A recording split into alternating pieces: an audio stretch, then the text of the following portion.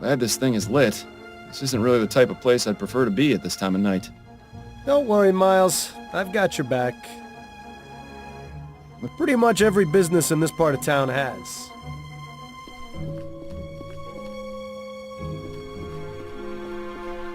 Fordham, what are you doing? I was gonna check inside this trash can for clues. Miles, in the 15 years we've been partners, how many times have you found something inside a trash can that wasn't garbage? Fair point.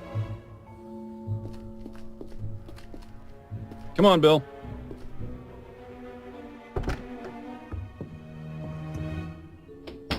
Charming little place, isn't it? Charming, but empty. We need to find the owner. Always so to the point, Fordham. If ever there was a better time to stop and smell the flowers. I think I'll leave that to you, Bill. With my allergies? Hardly.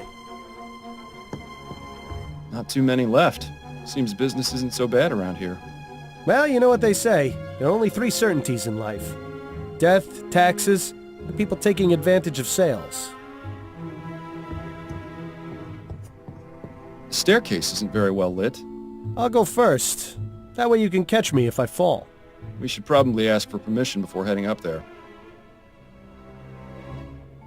These seem to be part of the watering system for the flowers. I haven't seen old piping like this in a while. Seems like someone's reluctant to upgrade. Be right there. Oh, hello, gentlemen.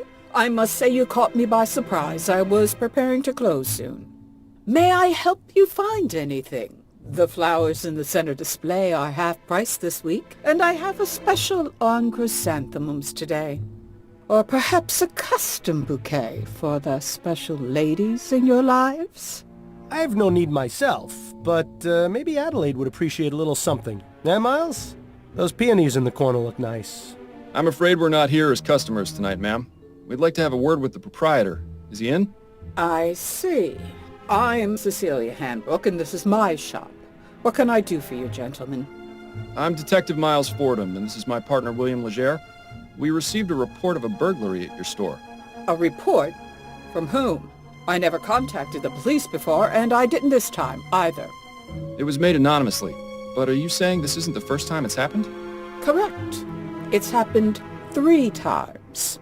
But considering the police hardly care about the daily muggings and vandalisms around here, I didn't think they would be interested in something so trivial. Well, we're here now, and we'll do all we can to help you. We'll have to see about that. If you wouldn't mind, Mrs. Handbrook, I'd like to ask you a few questions. Very well, Detective.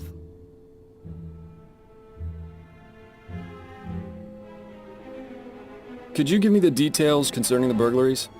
About 3 weeks ago on Monday, I noticed that my order of Easter lilies was missing. At first, I thought nothing of it.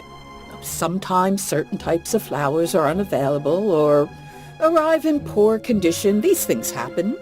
Then 2 weeks ago on Wednesday, it happened again. But this time, I noticed something rather odd. Go on. When I opened the shop, there were 6 crowns and 10 shillings on the counter. That's exactly the cost of 2 orders of lilies. Last Friday, it happened yet again. The lilies were missing, and there was payment for 1 order on the counter. I believe that someone has been breaking into my shop after hours, taking the lilies, and leaving money behind. How unusual.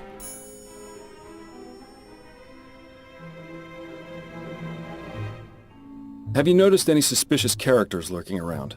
Detective Fordham, this is Chumley. You can't throw a stone without hitting a suspicious character. And if you've noticed my window, you'd be aware that stones get thrown around quite a bit in this neighborhood. If you're looking for trouble, you're far more likely to find it out there than in here. I meant if you'd seen anyone out of the ordinary near your shop. Only the 2 men from the police who entered it tonight. That is most definitely out of the ordinary. Have you found any evidence of a break-in? No, the front door is always locked. My assistant Trevor and I are the only ones with the key. Are there any other points of access to the building? The upstairs windows, I suppose, but I make sure to keep them locked, and neither of them have been broken. Would you allow us to have a look upstairs? Is that really necessary? I was just about to close up the shop. It won't take but a moment. Fine, I suppose you may, but please, don't dally too long.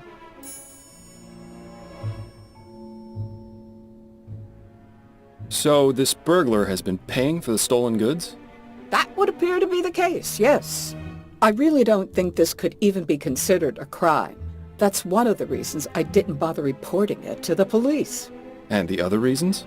Oh, I think I've already made those quite clear, Detective. You mentioned your assistant has the other shop key. What can you tell me about him? His name is Trevor Hastings, and he has been working for me for the past 10 years. Do you trust him? Implicitly. I've known him for ages, and he has been my full-time assistant since shortly after my husband died. You're not suggesting he had anything to do with this, are you? Not at all. I would like to speak with him, though. Where might I find him? It's Friday, so he should be on his way back from the docks right now. He'll be bringing my flower order within the hour. Good. We'll meet him here, then. If that's all right with you. I suppose I don't really have much of a choice, do I? Have you been in business long? Yes, I opened this shop 30 years ago, along with my late husband, David. But the past 10 years, I've been running things on my own. Don't you feel unsafe being here by yourself so late into the night? Detective, when you've lived in this part of town as long as I have, it takes quite a lot to scare you. I think that's all the information I need for now. All right, Detective.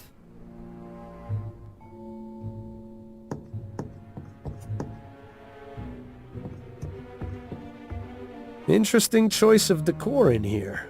Perhaps it wasn't always used as a storeroom, although I can understand why it would have been converted. Yeah, it is rather drafty in here.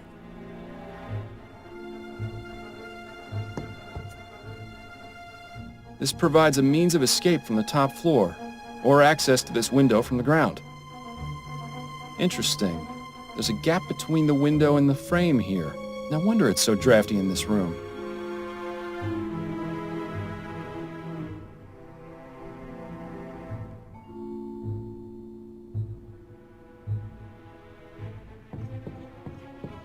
Unmarked, but if the smell is anything to go by, this is where the flowers are stored when delivered. I'll keep my distance then. I don't think this window would serve as a viable means of entry. It's a nice view, though. You can hardly see the vomit and manure piles on the street from up here. I've seen this type of device before. It's a special container for growing plants.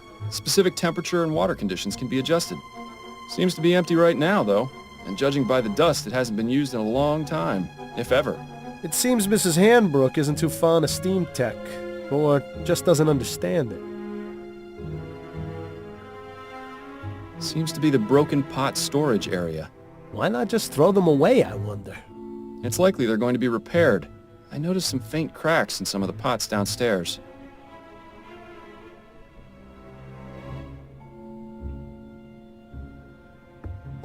A rather distinguished-looking gentleman. Reminds me of Captain Snelling, if he ever smiled. A young lady. Perhaps a relation of Mrs. Handbrook? I can see the resemblance. Sort of.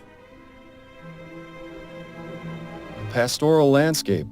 Definitely nowhere near here. I've never much understood art, but it would be nice to see a place like that in person.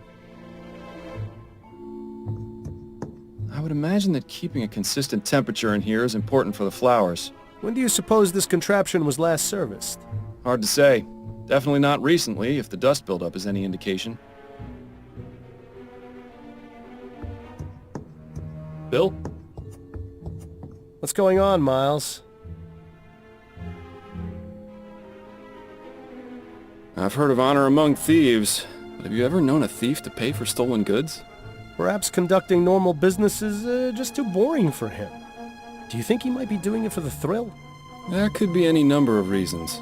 The best way to find out is to catch the culprit and ask him ourselves. You ever miss living out here, Bill? About as much as you missed stepping in that pile of horseshit last week. I was distracted by that story you were telling me about your sister. How's she doing out west, anyway? Well, she's not in the chum, so fantastic. Living here was about as fun as wearing a vest made of meat to a dogfight. I'm glad we both managed to get out. Oh, and by the way, Miles, you didn't do such a great job of cleaning your shoes. That would explain all the funny looks I've been getting. Still feeling rough, Bill? Yes, but I'll feel better once this case is finished and we can go down to the Angel for a pint or four. Hair of the dog? No better medicine. What's your impression of dear old Mrs. Hanbrook? I like her. Good old-fashioned, tough-as-nails Chumley woman. Reminds me of my mother. Your mother was never quite so stubborn. Why do you suppose she's so reluctant to accept our help? It's a chum thing, Miles. You wouldn't understand. The gap in the window upstairs is intriguing.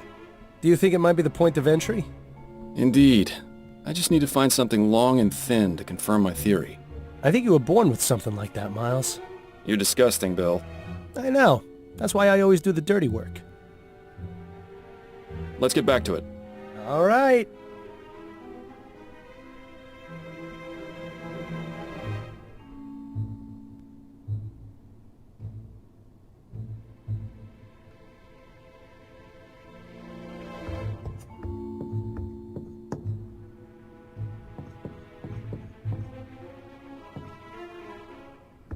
I have a few more questions for you, Mrs. Hanbrook. Very well, Detective. If it will help you conclude your investigation faster. Mrs. Hanbrook, were you aware that there's a gap in the frame of the small upstairs window? Is there? I only go up there to check that the window is locked. I've never noticed a gap. Are you suggesting that's how the burglar is entering the store? It's a distinct possibility, but I have yet to figure out exactly how. Well, I trust you'll come to a satisfactory conclusion, Detective. I think that's all the information I need for now. All right, Detective.